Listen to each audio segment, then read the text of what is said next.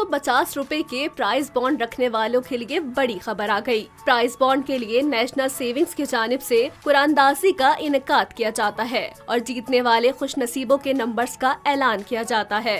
National saving division ने 2025 के prize bond का शेड्यूल जारी किया, जिसमें आइंदा कुरानदाजी की तारीखों की तस्दीक हो गई। 750 रुपए वाले प्राइज बॉन्ड की पहली कुरानदाजी 15 जनवरी 2025 को होगी। इसके बाद 750 वाले प्राइज बॉन्ड की कुरानदाजी 15 अप्रैल, फिर 15 जुलाई और फिर 15 अक्टूबर को होगी। इस बॉन्ड के पहले इनाम की रकम 1.5 मिलियन रुपए है, जबकि दूसरे इनाम के 3 उम्मीदवारों को 50 लाख रुपए दिए जाते हैं। इसी तरह 1696 तीसरे इनामात हैं, जिनके फातेहैन को 9300 रुपए का नकद इनाम दिया जाता है।